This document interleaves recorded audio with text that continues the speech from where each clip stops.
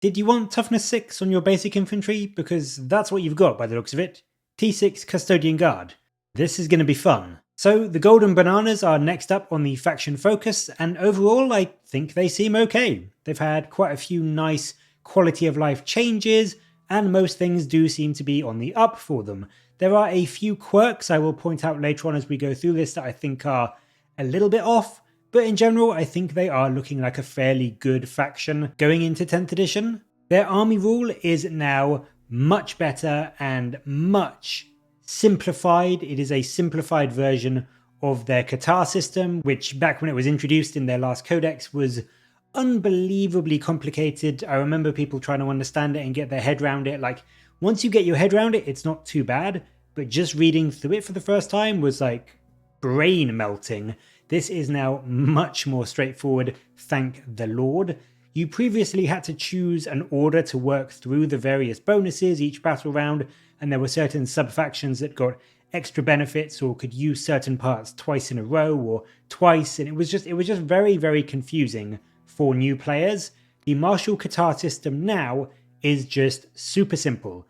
Basically, at the start of each fight phase, you choose a buff and everything in your army gets it for that phase. So it's really nice and easy. The choices are Captaris, Dakatarai, and Rendax, and each serves a slightly different purpose. All of them are rather good though. Captaris is your defensive option, forcing a -1 to enemy hit rolls when they swing into you, so this is great if you have been charged or you are in an ongoing combat and your opponent is going to activate first. It will actually let your Custodes survive to hit back.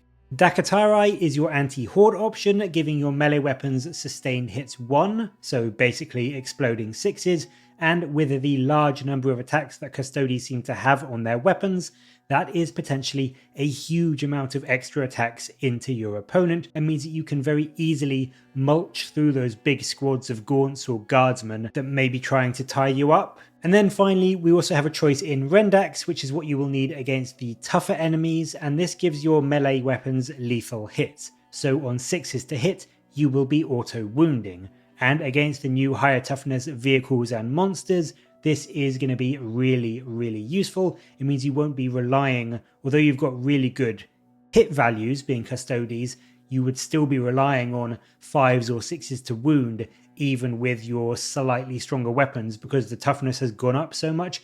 Now with this ability, you can bypass that whole wounding step when you roll a 6 to hit, so it will be really, really helpful in letting your Custodes deal with, the Carnifexes and the Land Raiders and the Knights that will be all over the board in 10th edition. So each one is good in its own way, and they are each good in a different situation. So I really like this army rule. It means that you have to think things through and weigh things up, and you can really mix things up by choosing whichever is going to be the most beneficial in a certain situation and against a certain foe. So I feel personally this is a really solid army tactic. It is only in melee, which is a downside, but it does mean that when your Custodes get into combat, they are going to be very, very strong. The Detachment Rule is also another returning favourite. Aegis of the Emperor currently gives you your invulnerable save and also a 6-up shrug against mortal wounds. The invuln saves now seem to be baked into the unit profiles and datasheets, so the Aegis has now been buffed to be the old Emperor's Chosen sub-faction trait, and this just gives you a flat 4-up feel no pain against mortal wounds. So this is hugely powerful. Anything from devastating wounds to exploding vehicles to various psychic weaponry, anything that would be doing mortal wounds to you and bypassing your excellent armor and invuln saves will now be stopped 50% of the time just by this rule alone. It is super strong and arguably one of the most powerful defensive bonuses I think we've seen so far in 10th edition. It really will allow your Custodes to survive to reach close combat, where your army rule can come in and just let your Custodes pick the enemy to pieces in close combat. Of course, in addition to some very powerful army rules, the individual datasheets are equally impressive, with the big man himself, Trajan jumping to toughness 6. He has actually lost a wound, going down to 7 instead of 8, but obviously being a leader, he can join units now, so he is still going to be incredibly durable and last a good long while on the tabletop. He still has his 2-up armor save, 4-up invuln, and he keeps his 5-up feel no pain, so even when he is all by himself, he's still going to be a very tough nut to crack. On the weapon front, his Watcher's Axe has actually got a buff in range, gaining a pip of AP and also 1 damage, so that's really nice. And then in melee, he still has 6 strength 10 attacks, but they are only -2 AP now instead of -3. And then on top of that, his Moment Shackle has also changed slightly. Instead of letting him fight again, it just boosts his attacks to 12 for a phase, or he can use it to give him and his unit fights first, which is huge. If they get charged by a big scary monster like a knight or Angron, you can put this on and then you will swing before them. Or the last one, which does sound absolutely obscene, but when you think about it is honestly probably the worst of the bunch, is he can give himself a 2-up invuln for a phase. Now yes, I know, before anyone puts anything in the comments, I know it sounds absurd, a 2-up invuln is just broken, quote unquote, but I really do think the other 2 options are better in general. Unless he is all by himself and you know he's going to die before he gets to swing, I think you would usually rather Trajan have those 12 attacks or give that huge buff to the squad he's with and give them fights first. I mean, don't get me wrong, a 2-up invuln is crazy good, and if Trajan is all by himself and he's being charged by something that's going to swing before him, and there's no way to get around it, even though there would be because you can make him fight first, but if you knew that even by fighting first Trajan wouldn't kill whatever had charged him, and you know that whatever has charged him will 100% kill him, then you could use this just to keep Trajan alive. But I do think in general, unless you're in a really, really bad spot, you're probably going to be better off using one of the other 2 options most of the time. 2-up invuln, still crazy good. I just don't think it's the best option out of the 3. We also get to see the Alaris Terminator squad. They are still 4 wounds and have their 2-up, 4-up saves, but they are now toughness 7. Yes, they are T7. They are like super buff. They have lost an inch of movement and their leadership is only 6+, which I mean is still good, but it's not as good comparatively as their old value of 11 that they have in 9th, so they aren't going to fail Battle Shock all that often, but they will still fail Battle Shock from time to time. Like, that is something you are going to have to sort of think about and plan for in games of 10th edition. They also get a pretty cool rule that allows them to reroll wounds against monsters, characters and vehicles in both ranged and melee, which is really nice. And then they have another ability. They have a once per battle teleport style ability with From Golden Light. And this lets them, at the end of the opponent's turn, as long as they're not in engagement range of anything, basically come off the board and go into reserves, and then you can bring them back on in your following turn. So you can use this to essentially move them off the board and go and grab an objective all the way on the other side of the board, or if Angron is getting a little bit too close to comfort, you could bring them off and then move them onto the other side of the board so that Angron is just kind of stuck in the middle of nowhere with no one to charge. It's really useful, and they do say in the article that to show sort of like the impressiveness of the Custodes, most of the units and datasheets have this kind of standard ability, like the Alaris have their reroll wounds against monsters, characters and vehicles, but then they also usually have a once per game ability as well, in this case From Golden Light, to showcase their kind of like extra specialness. On the weapon front, the axe and spear options are where things are a little bit odd, because the spear does seem to be just flat out better like 80% of the time. Even against toughness 9, 3+ wound enemies where the axe looks, just looking at the profile, like it would come out ahead, it does seem like the spear still just pips it in damage a lot of times. The spear is 5 attacks at strength 7, -2 AP and 2 damage, and hits on 2s, whilst the axe is 4 attacks, but it only hits on 3s and is only -1 AP. So the fact that it's strength 9 and 3 damage is great, but it doesn't quite counter the fact that the spear is more attacks, better AP, and hits better. I feel like maybe both should be 5 attacks to give them each a defined role, like the axe is higher strength, more damage, so that's what you go into, like the heavier stuff. The spear is better hitting and better AP, so maybe better into sort of like infantry or bigger squads of chaff. But giving them both 5 attacks would, I think, give them a defined role.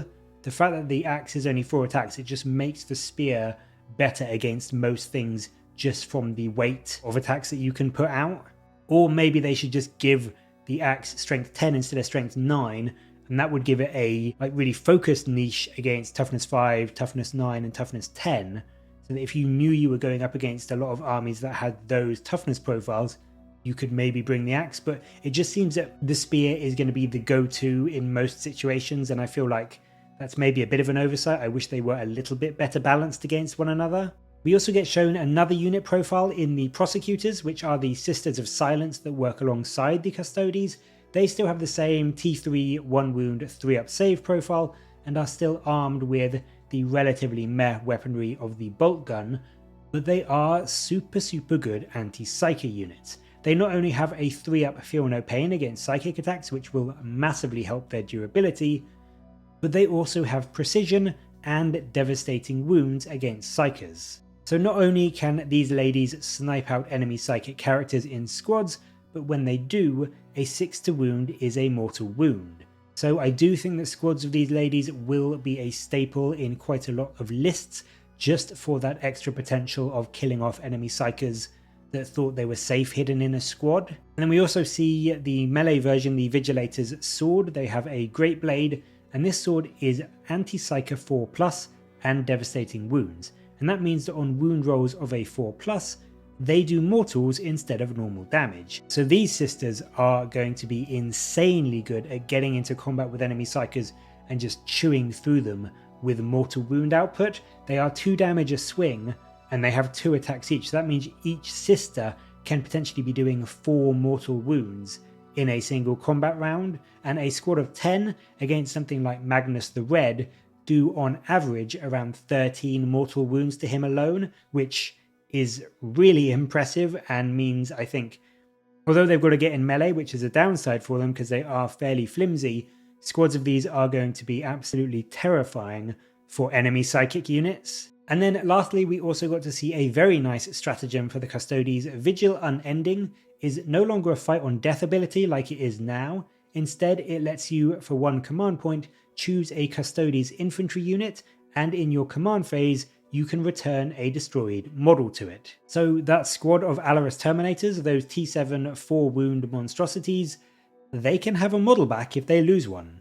Now, it does clarify a unit can't benefit from this stratagem more than once per game, but if you have a solid 4 or 5 infantry units in your army, you can absolutely bring back 5 models over the course of a game, which for an army like Custodes is a really big deal because of how pricey they are points wise. And this will mean if you use this to bring back a unit in each of your command phases, or a model should I say, in each of your command phases, you're probably going to be bringing back a good 250 points of stuff, which is really good. And for 1 command point, I think that is very cheap for what you can do with it. So there we go, there is a lot of cool stuff coming for the Golden Boys, and as I said at the beginning, it's mostly all good. The only real miss, I think, in this entire faction focus is the Castellan Axe, which just seems to me to kind of lack a place. There are some situations where it is better than the Spear, but I think if you are just building a sort of take-all-comers list and you don't know what you're going to be up against,